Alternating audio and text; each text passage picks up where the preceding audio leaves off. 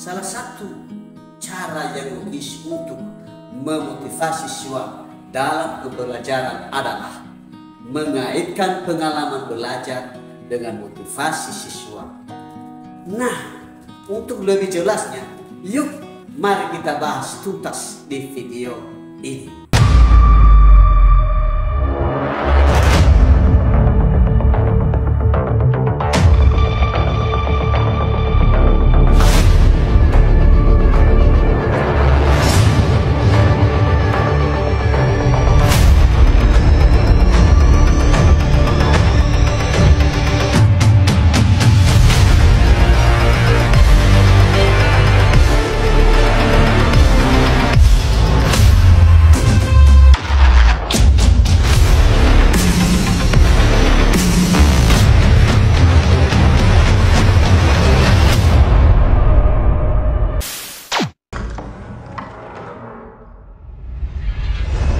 Selamat pagi semuanya anak-anak. Bagaimana kabar kalian semuanya? Semoga semuanya dalam keadaan sehat walafiat dimanapun Anda berada saat ini. Nah, di video kali ini Bapak akan berbagi materi kepada kalian semuanya seputar materi tentang motivasi belajar. Nah, sebelum Bapak menjelaskan secara mendetail mengenai materi ini, mohon jangan lupa Anda mencatat dan membuat peta konsepnya. Apabila sudah, mari kita melanjutkan. Menumbuhkan motivasi belajar siswa merupakan salah satu teknik dalam mengembangkan kemampuan dan kemauan belajar. Salah satu cara yang logis untuk memotivasi siswa dalam pembelajaran adalah mengaitkan pengalaman belajar dengan motivasi siswa.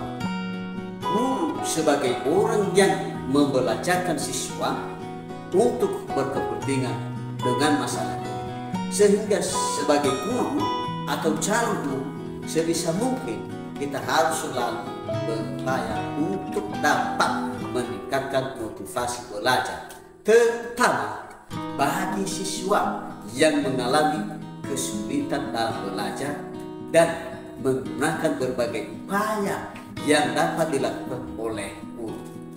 Nah, untuk lebih jelasnya, yuk mari kita bahas tuntas di video ini.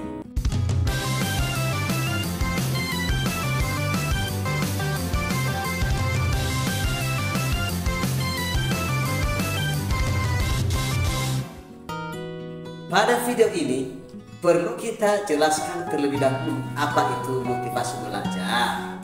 Jadi, motivasi berasal dari bahasa Latinnya itu kata movere yang memiliki arti dorongan di dalam diri seseorang untuk dapat bertindak sehingga mencapai tujuan tertentu. Motivasi adalah hasrat, dorongan, dan kebutuhan seseorang untuk dapat melakukan aktivitas tertentu, sehingga motivasi diartikan sebagai kekuatan yang mendorong tindakan menuju suatu tujuan. Jadi, motivasi belajar dalam diri seseorang akan menimbulkan gairah atau meningkatkan semangat dalam belajar. Kemudian, motivasi belajar dalam diri siswa satu dengan siswa yang lain berbeda. Ada siswa yang memiliki motivasi belajar tinggi dan ada juga siswa yang memiliki motivasi belajar rendah. Selanjutnya, di sini ada beberapa faktor yang mempengaruhi motivasi belajar siswa. Yang pertama, kesibukan dengan keaktifan lain seperti bermain gadget. Yang kedua, malas. Yang ketiga, masih kurang memahami maksud dan tugas yang diberikan oleh guru.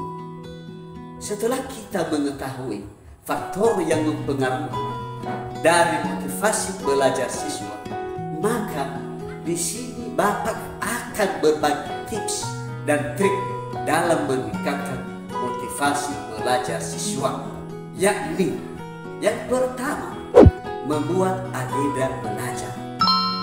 Langkah pertama yang dilakukan untuk meningkatkan motivasi belajar adalah dengan menggunakan membuat agenda belajar yang jelas.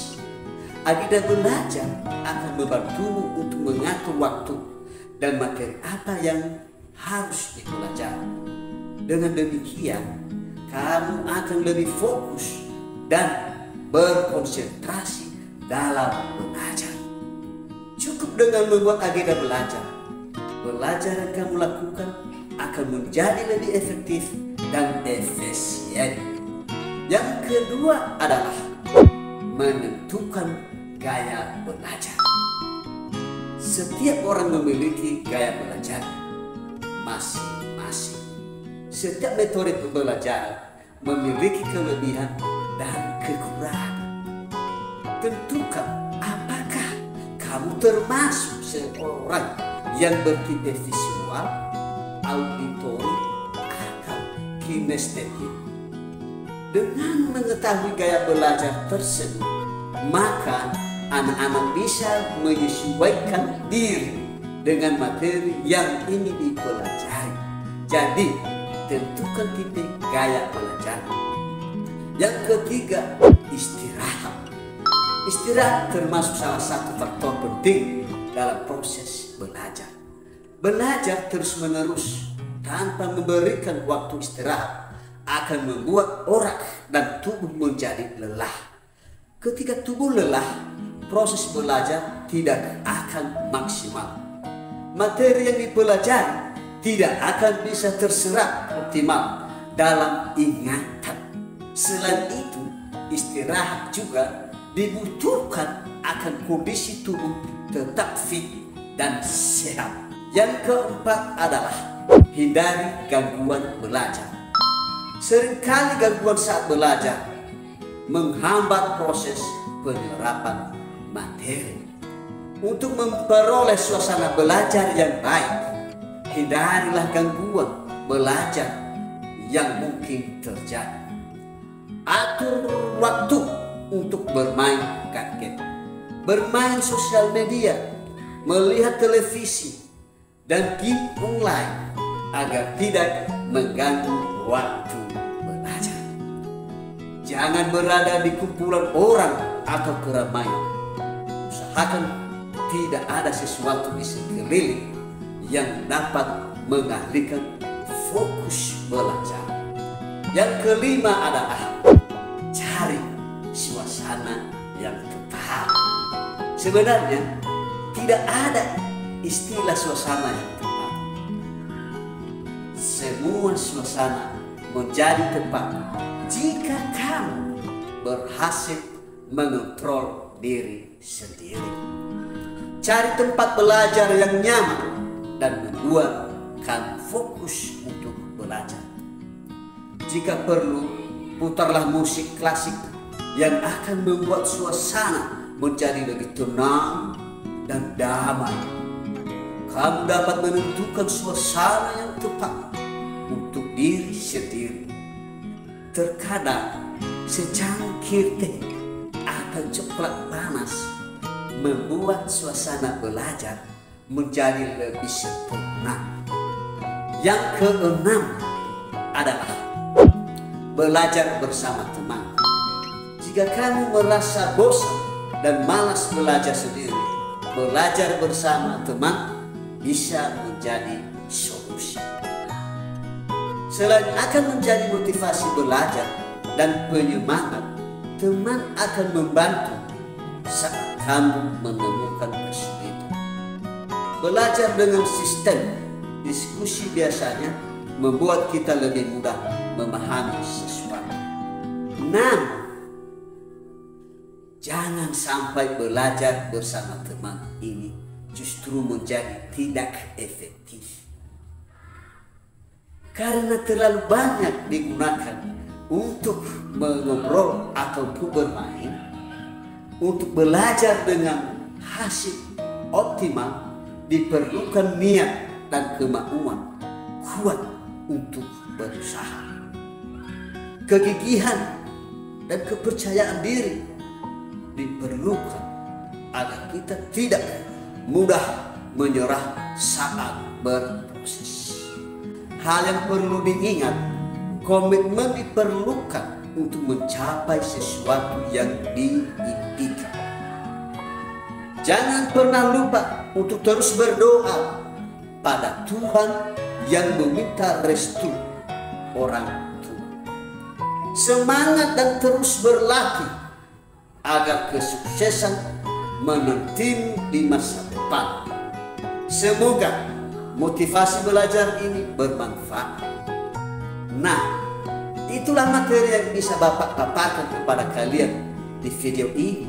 Semoga apa yang barusan Anda dengar dan pelajari dapat disimak dan diterapkan di dalam kehidupannya sehari-hari. Demikian saja pertemuan kita kali ini. Bapak kembali menyapa kalian semuanya. Selamat pagi. My sweetest addiction, you're my strongest inspiration, and I